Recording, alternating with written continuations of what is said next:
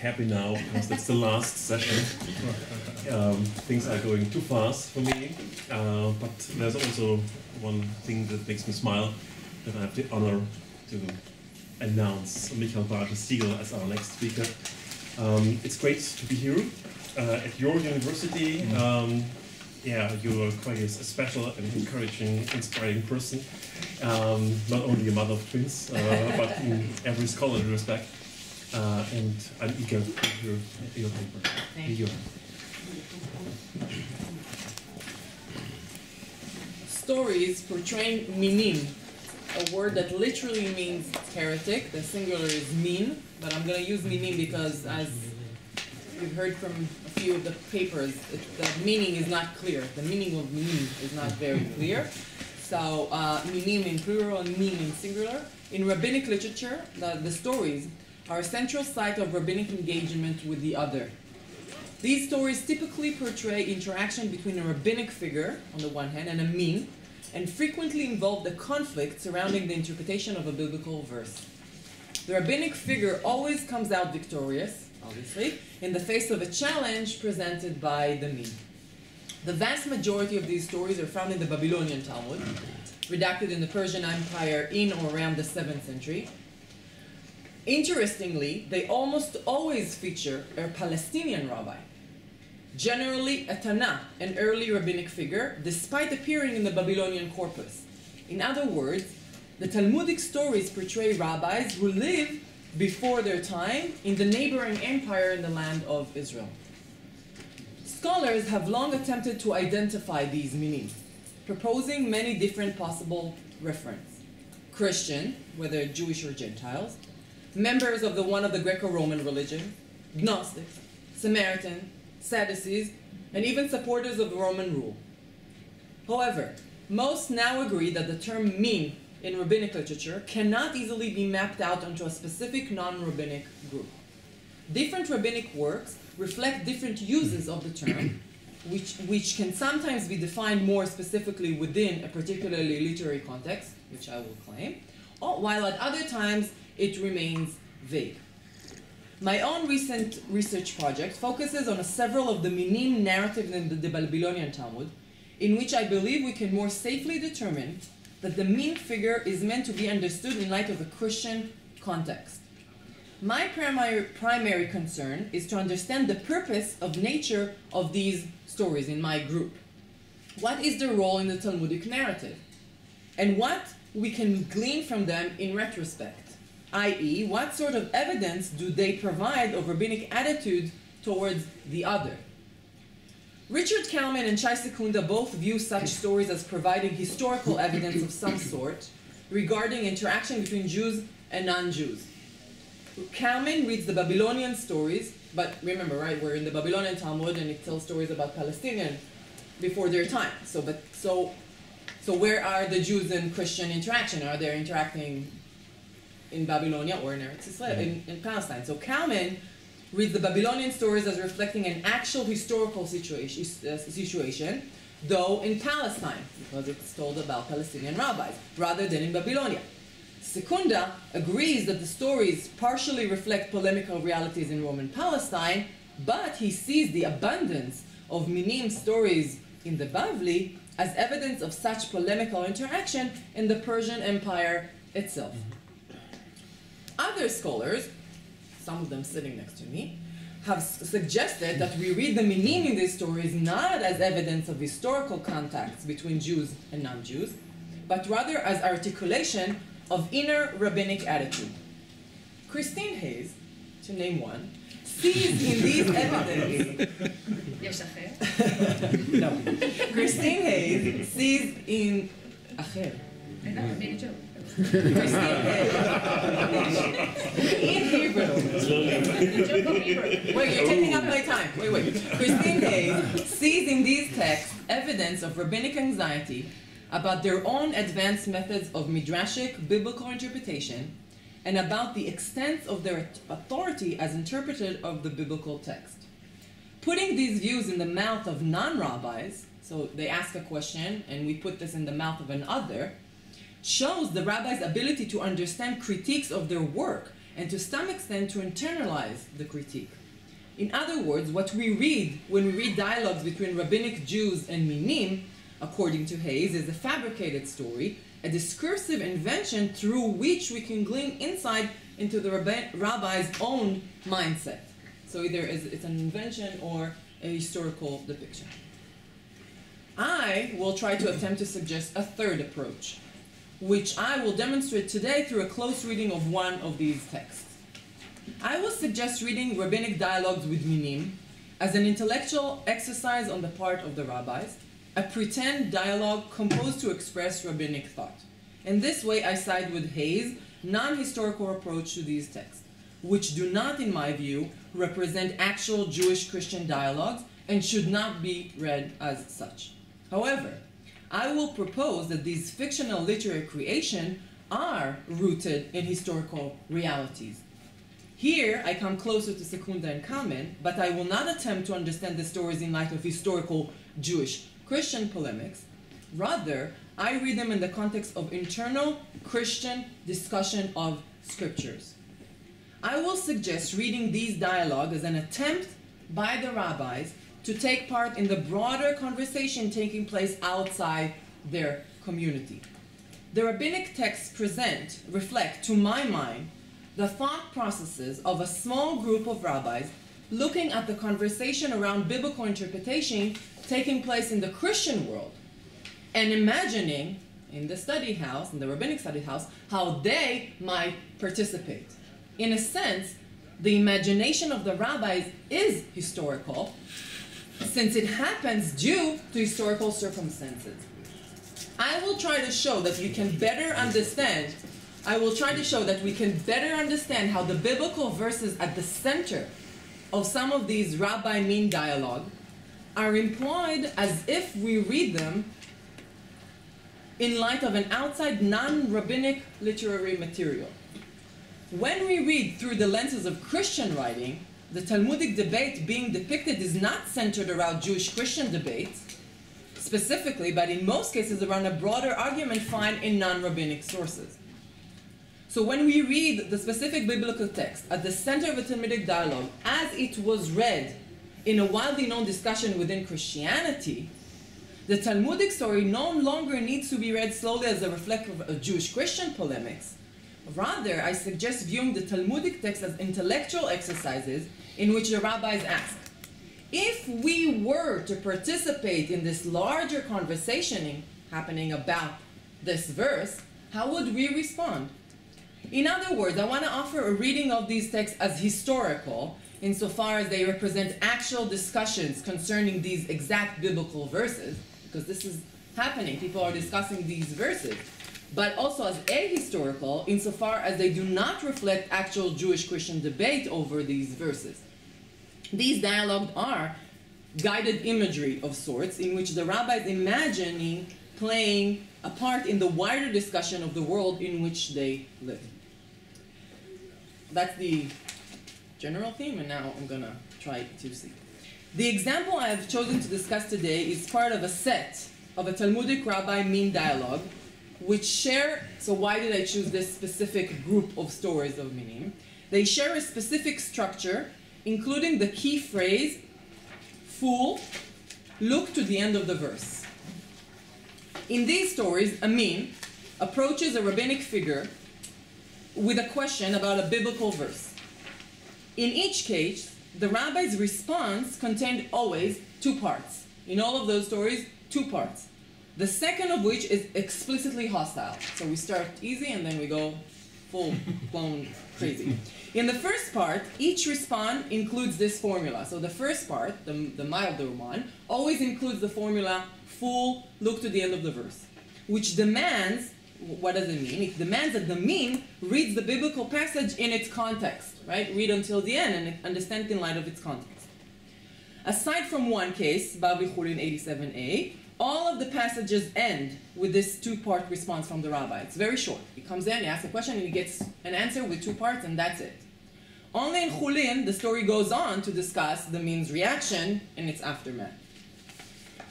Given the brief nature of these rabbi-min dialogues, only a few short and often enigmatic sentences, I must offer the caveat that my readings of this story here is only a suggestion today. I am well aware that in some cases my reading is not the only possible way to understand a Talmudic dialogue, but in my larger research project, I base my broader historical argument on reading of all of the sources as a whole. However, for the purposes of today's time-limited presentation, I ask you, nicely, that you grant me my proposed reading of one such source is strengthened, believing that it's strengthened by the collective reading of all the sources together. So, the following story, you have it on your handout, number 1. I'm going to read straight from the English. It's found in Bavli Eruvin 101a.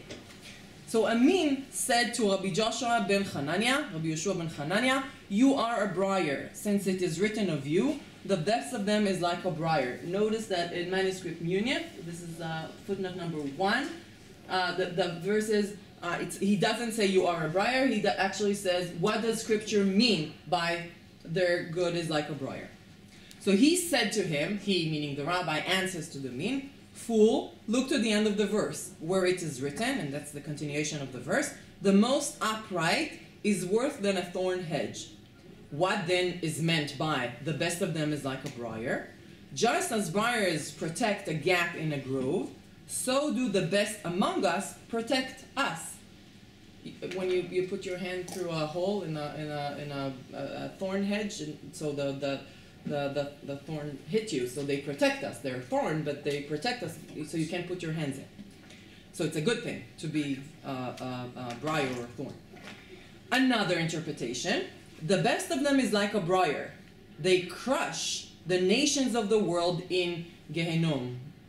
As it is says, "Arise and thresh, O daughter of Zion, for I will make your horn iron, and I will make your hooves brass, and I shall crush many peoples, and you shall dedicate their riches to the Lord, and the wealth to the master of all earth." In this story, Amin approaches Rabbi Yoshua ben Hanania, again, a Tana, an early sage, who appears in several traditions in conversation with Minim. In Babli Chagiga 5b, just before his death, so he's about to die, and of course what bothers his friend is not that he's about to die, but his fellow sages worry, what will now become of us of the hands of the heretics when our defender is about to die? Here in Bavli Eruvin, Amin says to Rabbi Yoshua that he is a briar, quoting Micah 7:4, in which the prophet criticizes Israel's leadership. The Hebrew words used in Michal are tuvam kechedik, which can be translated either as the good in them is like a briar, the good quality in them is like a briar, or the best of them, a few people of them, is like a briar. This is Talmud Yonatan and other translators. The sentence in context is definitely negative in Micah. The best aspect, even the best aspect of Israel leadership, or the best men among those leaders, are equated to a kind of a thorn. The rest of the verse explains that the most upright is worse than a thorn hedge. So even the most upright of them is worse. Biblical scholars agree that the precise meaning of the verse is unclear in Micah, but the general sense seems to be that even the good in them is like a thorny obstacle. The Talmudic story puts an insult in the mouth of Amin. You, Rabbi Yoshua, are like a briar. In manuscript Munich, the text reads, "Mai dichtiv tuvam kechedek." What does scripture mean by their good is like a briar? So the i.e., it's not an insult, but rather a question. What does it mean? Rabbi Yeshua's response, calling Amin a fool, is that he must read the rest of the verse in order to understand Micah's meaning. The best of them is like a briar should be read in a positive sense. Just as briars protect a gap in a grove, so do the best men among us protect us. Rabbi Yeshua then offers a second explanation. The best of them is like a briar. They crush the nation of the world in Gehenom. This reading is based on the verb lehadek, to crush, which appears in Micah 4:13, a few chapters earlier in Micah. There's an obvious wordplay here based on the known interchange between the guttural ha, hey, and the pharyngeal che, chedek. So chedek, briar, turns into hadak, to crush, lehadek. Rabbi Joshua's first answer seems like a reasonable scholastic interpretation, which can be read into the verse. The second answer rises the stakes significantly by bringing Gehenom in an existential conflict and vengeance between Jews and Gentiles into the conversation. It also employs a more complex midrashic technique, right? The interchange between the hey and the chet, which is not easily read into the local verse. You have to make an effort to. A careful reading of the story, so this is the story. That's what I'm going to do today. So a careful reading of the story, however, short and lacking in additional details, it's a very, very short story, shows an added step in Rabbi Yeshua's response. If we read it very, very carefully, notice that when the min says, you are a briar, Rabbi Yeshua responds, look to the end of the verse, where it says, the most upright is worse than a thorn hedge. Upon closer inspection, this answer does not make a great deal of sense. In other Talmudic stories which use the phrase, look to the end of the verse, a contextual reading changes the meaning of the word the min uses. So the min will claim something, and when you read the verse in its entirety, it will change the meaning that you're claiming for. However, reading Micah 7:4 in its full context does not actually change its meaning. Israel or Israel leadership are still likened to briar in both parts, and indeed Rabbi Joshua's explanation of the verse when he rereads Micah's negative words in a positive way, reinterpreting what it means to be called a briar, is not based on the rest of the verse. It's just an interpretation of it. However, the actual words of the verse does not add any information supporting his interpretation. It's an interpretation. It's not relying on the rest of the verse. The best is parallel to the most upright, and briar is parallel to a thorn hedge. In fact, the story could have omitted this sentence altogether. We don't need the look to the end of the verse part. Without changing its meaning. The min would have said, you are a briar, and Rabbi Yoshua would have answered by challenging the implication of the comparison, as suggesting a thorn either defends a gap or implied the crushing of the nation in the next world. The harsh language of Rabbi Yeshua's second answer and the logical difficulty which I just presented in his first response suggests that something else may be going on here.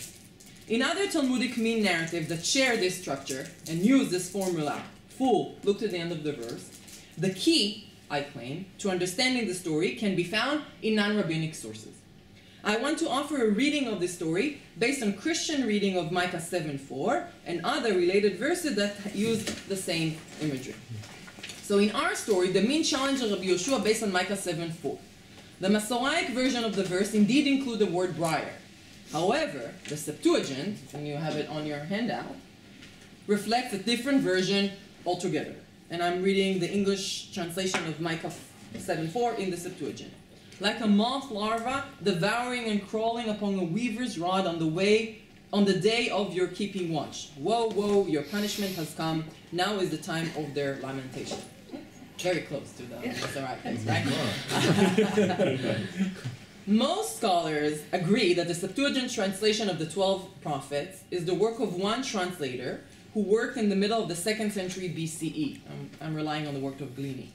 As is evidence, the translation of this verse diverges significantly, as you can see, from the albeit difficult Masoraic text, mainly through the addition, the addition is the underlying word here, of the ses, right, the moth larva, and its action. It devours everything. Glini suggests that the Hebrew chedek was read as the Aramaic cherek, means to cut or nash, to eat, which led to the addition of the moth larva as the subject. He also suggests that, and I quote, the mention of caterpillar, locust, and locust larva in Joel 1st, which immediately follows this chapter in the Septuagint, influenced it to translate it to include the noun ses.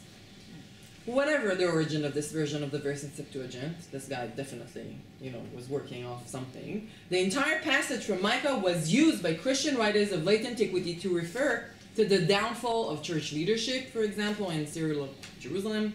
Origen and Ambrose use this Micah section to address bad influence on their church. Ambrose draws on Micah in a call against innovation, heretics, to correct our backsliding and amend our faults. More importantly, and this is what I want to claim today, the image of the moth larva devouring cloth as a symbol of utter destruction of one's enemies is known from other biblical verses, such as Isaiah 59 and 51:8. When you want to say something is completely destroyed, you say the moth larva, and appears in two prominent New Testament passages. The first is Matthew 6:19-20, and the second is Luke. We'll read them both. The first one is Matthew. Do not store up for yourself treasures on earth, where moth and vermin destroy, and where thieves break in and steal. But store up for yourself treasures in heaven, where moth and vermin do not destroy, and where thieves do not break in and steal. For where your treasure is, there your heart will also be. In Matthew, which I just read, we are called to store only heavenly treasure, as opposed to earthly ones, which can be destroyed by moth or thieves. The same image also appears in Luke 12, 32 to 34. Do not be afraid, little flock, for your Father has been pleased to give you the kingdom. Sell your possession and give to the poor. Provide purses for yourself that will not wear out. A treasure in heaven that will never fail, where no thief comes near and no moth destroys. For where your treasure is, there your heart will also be. I wish to claim that the brief enigmatic passage in Bavli Eruvin should be read in light of the Septuagint version and the moth imagery in these famous passages in Matthew and Luke. I would like to suggest that the rabbinic tradition is aware of the Greek version of the text. I'm going to use my authority as an organizer and take more. I would like to suggest that this rabbinic tradition is aware of the Greek version of the text and present a fictional scenario in which the rabbi imagined a conversation about this verse. It is not a discussion about the actual textual variants. They don't say, this is what's supposed to be. The rabbi acknowledged only the Masoraic text. The tradition as a true biblical text, and it would have been simple to refute the claim by saying, our text says differently. However, given the widespread knowledge of the different reading of Micah 7:4, and more importantly, the use of the moth imagery in the Christian world, I think the rabbi depicts a conflict between a rabbi and a min over the interpretation of this verse for a very specific reason. I have identified a similar pattern in other rabbinic passages with the exact same literary structure. In all of the cases, the verse under discussion is interpreted differently in the Christian world. In these stories, the rabbi engaged with this contrary interpretation, but on their own playing field. That is, they're using the Masoraic text, but they know that there is a different text out there. In other words, the rabbinic tradition is saying, we know that there are different versions here, and that the alternative imagery has a well-known meaning in the Christian world. So, let's imagine what would happen if a representative of such a tradition would walk into our study house and discuss this verse with us, but using our Masoraic version. I will mention only briefly a few of the parallel passages elsewhere in the Bavli. I will not. I just gave you a brief overview of my book in other chapters where this happens in other places as well to convince you that it's not local. And we already established that you believe me. Going back to our short dialogue in Bavli Eruvin, I believe that here too, like the rabbinic dialogue just discussed and others, the vastly different version of the biblical text found in the Septuagint and the well-known use of the moth metaphor in the New Testament stand in the background of the creation of the Talmudic passage. To be more specific, I think that the Talmudic dialogue should be read as follows. A min comes in and asks, are you a briar? Not you. Are you a briar? According to your text, God accuses you of being a briar? Or in the clearer version of manuscript Munich, what does it mean to be called a briar? How does this imagery work for Micah? And Rabbi Yeshua, you say, of course, it works better with the moth, right? That's the underline. Rabbi Yeshua retorts, fool, look to the end of the verse. If you read the next few words, which are parallels to briar, you will see that it certainly should be read as briar because it parallels in two parts, and two parts make it very clear that we're talking about a briar. The parallelism makes it absolutely clear. And then Rabbi Joshua goes on to say, not only is our reading of the briar correct, it is not even an insult. In fact, the image should be read in a positive light. Briars help protect gaps and hedges. Rabbi Yeshua then offers a second interpretation. This is also the case in all other meaning dialogue that this literary model. There's always a second, more hostile explanation, and it is always more advanced interpretation of the initial, simpler reading of the verse. And the use of Gehenom is also familiar in these second answers. For example, Buria says in Brachot, she says something with Gehenom. It is worth noting that Jesus also is one of the most famous figures rumored to dwell in Gehenom, according to Bavli and Gittin. In this case, the second answer rereads Hedek not as a thorn, but rather as the root Hedek, to crush or eliminate. This latter roots appear in Micah 4:13, just a few chapters earlier. There, in Micah, Jerusalem is promised total salvation from its enemy, who will be utterly destroyed by her hands. So Rabbi Yeshua says, What does Heretics signify? Israel will crush the nation of the world in Gehenom. In the printed version of the Talmud, Rabbi Yoshua phrases, they will crush the nation of the world to Gehenom, probably meaning that Israel will vanquish all its enemies in this world and make them go to Gehenom. However, the manuscript version, which I brought in front of you, insinuates that the crushing will happen in Gehenom itself. Israel will be crushing the Gentile in Gehenom. So the crushing will be done in the other world. If this is indeed a straightforward biblical debate between the Min and Rabbi Yeshua over the meaning of Micah 7:4, whether Israel is likened to a briar and what does the image mean, it is hard to understand the harsh polemical turn of Rabbi Yeshua's second response. It's a very harsh response, right? Here, he pointedly moves away from a simple reading of the verse and provides the word strong us versus them language, us versus the other. Moreover, if we have in mind the Septuagint version and the moth imagery associated with the verse in Christian writing, then Rabbi Yeshua's second answer can be read in a new light. According to the manuscript version, Rabbi Yeshua is telling the Min that Israel will crush the nation and the world come in Gehenom. Given that the moth metaphor is used in the New Testament precisely to warn Christians to accumulate deed that will be safe from moth in the world to come, Rabbi Yeshua's answer is fittingly polemical. In fact, he says to the Min, Israel will act as Micah's moth, and we're responsible, yes, we're responsible for your destruction, but where? Where you think you'll be safe, in the world to come. I will do so despite your accumulation of a type of Christian deeds that you thought would be safe from the moth. Rabbi Yeshua thus responds to the Min as follows. First of all, the verse talks about the briar and not the moth. This is clear from the end of the verse of the intended meaning of the briar images. The best in Israel is the source of protection. But even if you don't accept this reading, let me suggest you a third interpretation, and one which turns your moth image on its head. The verse compares Israel leaders to those who crush and destroy. Rabbi Yeshua draws on another verse from Micah for the world play and situates the destruction of the nation in Gehenom. This subverts the Christian reading of the verse, which assures believers that their deed will be secure from treasure in the next world and will be safe from the moth. To conclude, I argue in this paper that non-Jewish sources, in our case the Septuagint version of Micah 7:4, and the New Testament passages that employ the moth metaphor, illuminate the brief interaction between Rabbi Yoshua ben Hanania and the Min in W. Ruvin 101a. These readings shed light on the possible Christian references in these passages and highlight elements of irony and satire that would otherwise go unnoticed. As I and others have repeatedly claimed, we as scholars of the Babylonian Talmud can no longer be satisfied with learning the Talmud from within the rabbinic sources. We must be armed with contemporary Christian and other non-Jewish sources in order to better understand the rabbinic text. The conclusion is aided by others and my own prior research on the literary connection between the Babylonian Talmud and other Christian sources, such as patristic writing and monastic literature. In these corpora, we find a wealth of new and exciting information that helps us better understand both literatures from a whole new perspective and alerts us to possible historical connection between the two religious communities in the Persian Empire. With today's analysis, we add more and more pieces to the important historical puzzle. How much Christianity in the Talmud? What can we learn about rabbinic composers of this tradition and the knowledge and familiarity of the Christian world around them? Right? If they know about the moth larva and they know about this discussion, they know something about the New Testament and this famous use of the moth larva.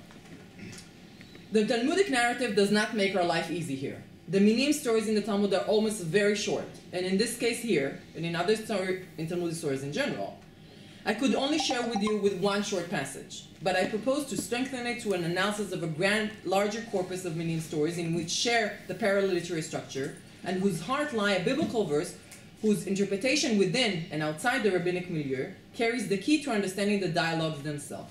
All these narratives, when read together, affirm the need to draw on non-rabbinic interpretation as a background for understanding the rabbinic sources. In order to answer the historical question of the connection between the Babylonian Talmud and the broader Christian world surrounding it, we will have to proceed one small step at a time, and hopefully we get closer with each and every example we undertake to study. Thank you. So we crawl like a mock larva. Don't devour me. Thank you so much for it. There you go. Thank you. That was a great deal of fun. So one comment I wanted to make, and that's this will actually, I think, strengthen your argument, and I think also show how it often takes different studies coming from different angles to build a really full picture. You know, you referenced an article that I wrote, and I think we need to realize that there's multiple interpretations for, or multiple explanations for things, and most things in antiquity are overdetermined. So that article I wrote gets cited a lot as if I'm making a general statement about all of the Minim sources, and I'm not. It's actually talking about Sanhedrin 99, right? Which is attached to a Mishnah which says, anybody who says that the Torah is not in heaven or there's no resurrection from the dead has no place in the world to come. Now, if you're going to start to record a debate about where we find in the Torah resurrection from the dead, and you've got a Mishnah that says if you hold the view that it's not in the Torah, then you have a place in the world to come, you're not going to depict that dialogue or that debate between two rabbis. The one who keeps saying, sorry, your proof isn't working, I can't find this in the Torah, is going to be a me. Okay, so it was kind of a local argument that I was making that this was a device, a literary device for the rabbis to be able to articulate views which were condemned quite explicitly in the very Mishnah, right? So not that I'm saying it doesn't happen anywhere else, it does. But subsequently, there was a conference that Al and I were both at, dealing with sectarianism, and there I made the argument you're making, but using a different set of sources, so that's why I think they would come together so nicely. There I argued for the use of Minim, partly to act out that what we have is the literary, imaginative reworking of what were historical debates, but internal Second Temple debates over exegetical methodology. What you're adding to this is that, look, who are one of these sectarian groups in the first century? Christians, right? And so I didn't sort of pursue that path. And instead of focusing on sort of method, as I was doing, you're focusing on content. I think if you put all those things together, you've got a huge, argument for how, these things are really just the afterlife, the later literary and imaginative afterlife of a set of sort of stock figures who really were born in an historical moment, really in the sectarian milieu of sort of the 2nd century BCE to the 2nd century CE, and the kinds of debates over methods, but over actual content of these traditions. So I got very excited listening to your talk. So I will send you that article. It's not. It was published in a conference proceedings volume, so it's one nobody ever knows about because it doesn't come up on any kind of orbit search. But it takes that notion that it is actually grounded in an historical moment and then subject to later imaginative development. Thank you. Thank you very much. And First, you have to send it to me right away. I will, because it's not easy to find. But I want to say something about the first comment you made about Sanhedrin.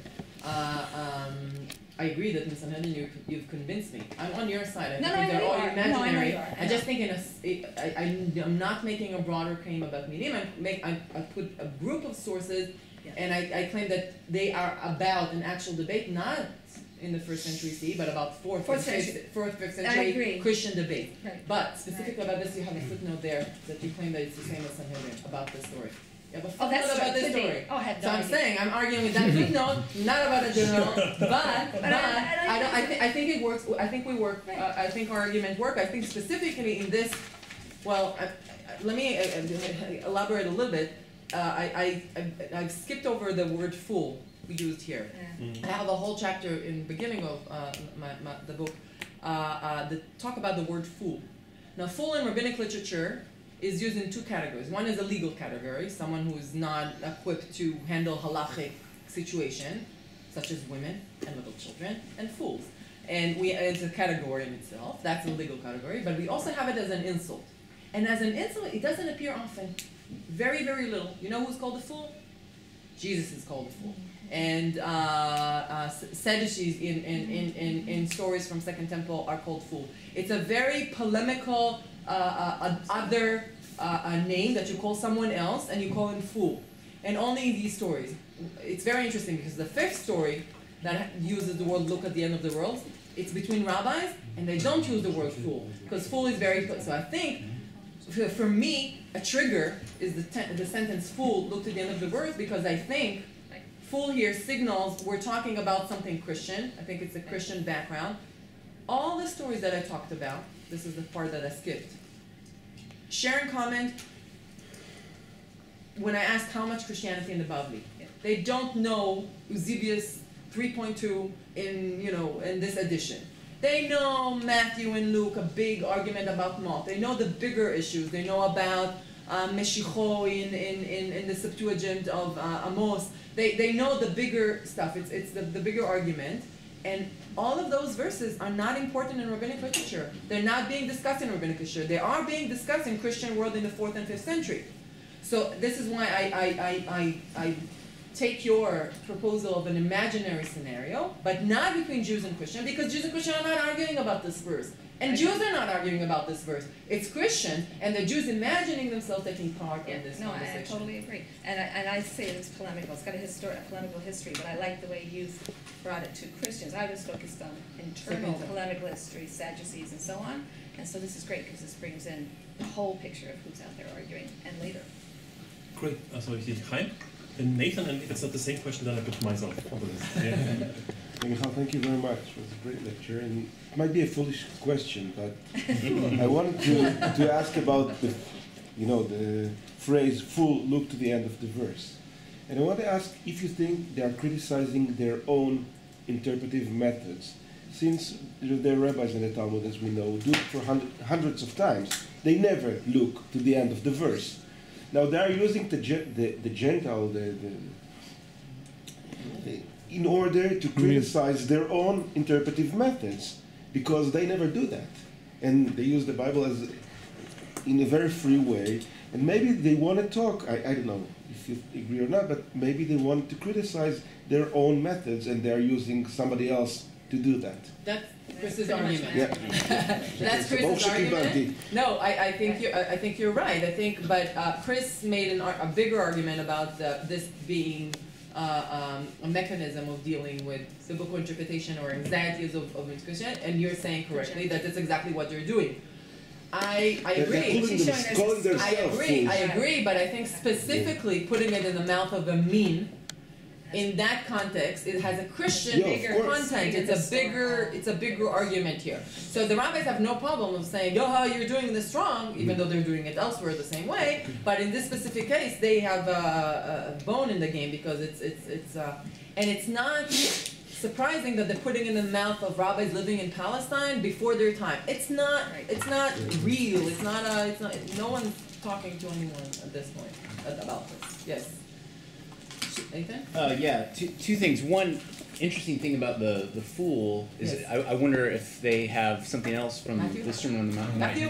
Right, yeah. I have an article about it. Thank you for asking that question. Well, I want to say something about that. Okay, that was just a quick little note. The other thing, I'm wondering, I wonder if you can say again I'm wondering what the moth stuff does for you.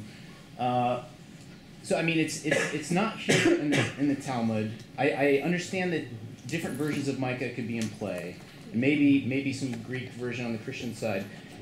It's a symbol of destruction here in Micah 7 Septuagint.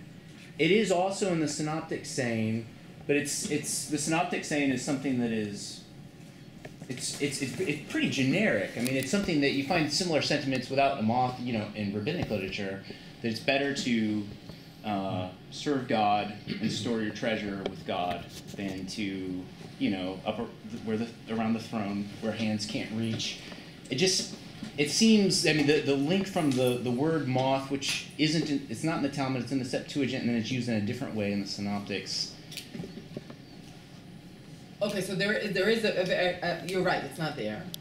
This is why I'm saying very hesitantly, it's very short. If I only had that, I would be much more careful. Because this is my last chapter of the book. I came with it with already a plain mind, and that's what I say. But I think I can show a procedure. First, it's a different verse that we know of and existed, and we know in other places. More.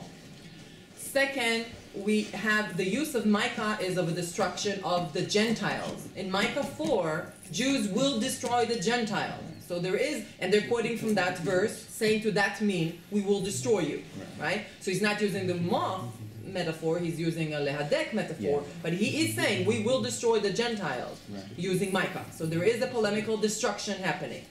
Now, also, we have the wordplay on chedek, the word that's centered, the center of it is the word chedek, etc., and that's exactly the word that's being replaced with moth, lava. Now, and we know that moth larva was this thing. Now and he says, we will destroy you in Gehenom. The destruction will be taking place. How come he made that leap? Because in Micah, they're destroying it in the real Jerusalem. He doesn't say, we will kill you all in the future. We will say, we will kill you in Gehenom. We will destroy you in the Gehenom. How is Israel in Gehenom? It doesn't even make sense. Yeah. Israel, in order to kill them in Gehenom, we have to be in Gehenom. Right. So damage is being done. Something big, something. So I'm missing a tiny leap here because the moth doesn't appear in the actual word moth doesn't appear here. It can't appear. They don't recognize the Septuagint version.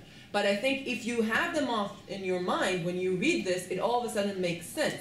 They're arguing about what's in the verse because he says, look to the end of the verse. There's thorn and thorn and thorn. It's thorn. Why is he making the thorn thing so clearly? He's arguing about this. And then he says, I'm going to destroy you. He's using Micah with the destruction of the nations. And he's saying that he's putting it in Gehenom. He's putting it in the afterworld. And we know the Septuagint have moth. And we know that moth is, you'll be safe in moth in the afterworld. And he says, you're not going to be safe. I think I'm happy enough with this construction. I understand that it's not totally, the moth is not there. I see, I had 4 caveats thrown in. I think it does get stronger by the general claim of the Septuagint being an important, in all of those stories, the Septuagint version and the interpretation of the Christian of this verse is an important part of these dialogues, always. But also the thought in the synoptic saying is very common outside of Christian literature as well. Oh, you said that also. Wait. So I mean, so that. Oh no. So it's not that common. It's common to save stuff for the afterlife, and it's common that moth devours stuff. But the combination of save it in the afterworld when moth cannot reach it, not that common. Moth specifically killing in the afterlife. Sure, just the moth. So for me, moth is important because Micah is the center here. Micah is the center of this discussion. Rabbinic interpretation is about the verse, and it's a biblical interpretation. So moth is important for me here. So where is moth appears very prominently in those two things. Save. So I removed the whole section where we have a rabbinic parallel of how to save things from. And so moth is an important thing to save from. So moth is something you save from, and the Christian saying is you save it in the afterlife. And then the crushing and the killing happens in the afterlife, specifically. It's a weird thing to say. We'll crush you in Gehenom. You have to be in Gehenom to crush. Why would the Jews be in the Gehenom, right? It only makes sense if you're making fun of you think you're going to be safe in the afterlife. We have a lot of chief rabbis. It's a little bit. We have a lot of chief rabbis who may well. Well, I want to say something about Matthew. Can I say something about Matthew? When I started working on the full thing, and of course I got to thinking about the Sermon on the Mount and whoever calls his friend. So it's a weird passage, right? It says, it uses two, Jesus says in the Sermon on the Mount, whoever calls his friend, it has a parallelism. It uses whoever calls his friend, can you read the thing? We have a Reka, we have it's Raka, Aramaic Reka, right? And we have the Greek, can you read the Greek? It's Raka and then More. More, right? So we have More and Raka, and whoever calls his friend this will burn in. So they don't know what to do with it. First, because Jesus himself, in other passages, called the Pharisees fool. Well, of course, it's sources and whatever. Don't have to comply, but it's still. But why such harsh language, and why repeat it twice? So I have a whole theory. I think fool, if you read this, because like in rabbinic literature, fool is not just a term. It's not just like we call here, you fool. It's very loaded. I think it has to do with interpretation of the biblical law.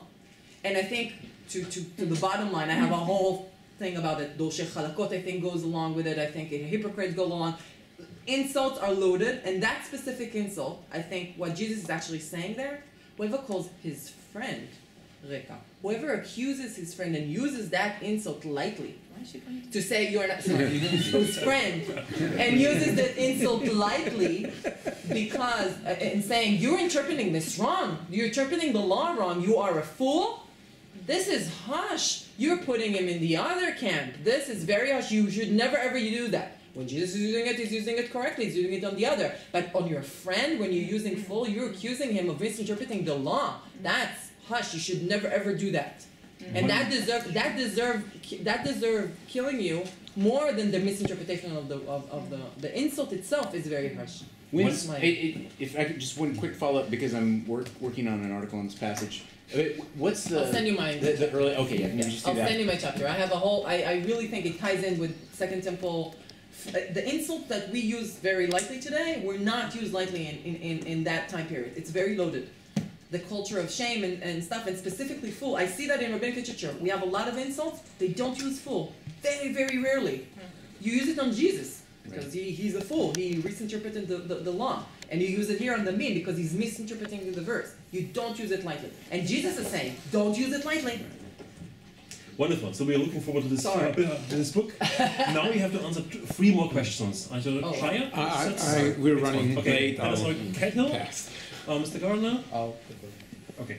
So here you go. Thank you, Michal. This is so interesting. But I have a question, and it's a side question. But just you say they put it in the mouth of the Palestinian rabbis, right? Yes. But the fact of using the Septuagint implies a Greco-Roman context, isn't it? Okay. So The truth is, it's a huge question, and has to do with attributing what does Palestinian rabbi do in the Babylonian Talmud? What does Palestinian stories do in the Babylonian Talmud?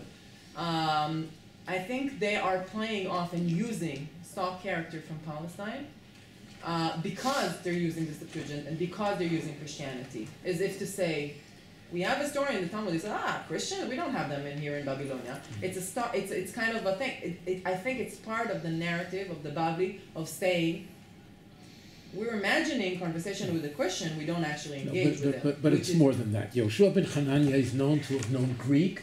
He went to Alexandria. He spoke to Anshe Alexandria. So until somebody back here seems to know that this is the type of guy that may have looked at the Septuagint. Agree. So they're using it. No, that's a very good point. They're not doing it slightly. They're doing it well. They're doing a very good job.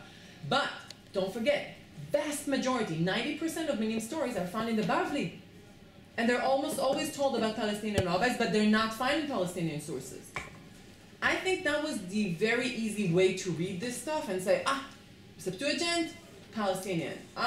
For scholars as well as for them. They're throwing it. I think, and this is part of the new research, that the Septuagint and Hellenistic knowledge and Christianity knowledge in the Talmud is happening in Babylonia.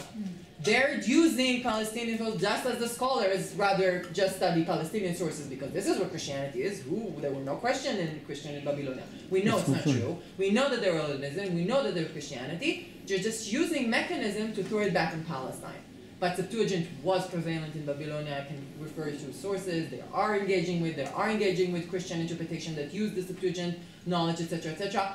I think it's Babylonian sources doing that. 90% of Minim stories, 92% to be exact, is found in Babylonian Talmud, not in Palestinian sources. And that's the claim of do you have Christian sources in Greek in the Sassanid Empire? It's just a question. Well, that's what Richard Kalman has just argued with his new book, Migrating Tales, is that after the 4th generation on, we do see a big influx, he argues, of Western Christianity and its materials and sources, and so we start to see things that we only have in those materials in the later levels of the Babli, and they're not in the Palestinian sources, and he traces roots of migration for them. This is happening. We have this instinct. I'm just saying he's making the argument. We have this instinct to put Christianity and Hellenism in Palestine. We have this instinct in our belly, and we need to start believing the text when it says it's found in the Talmud. We need to read it in the Talmud, and I think we've passed that stage. We've proven that there's Hellenism in Babylonia, Boyarin, Shefer, many others.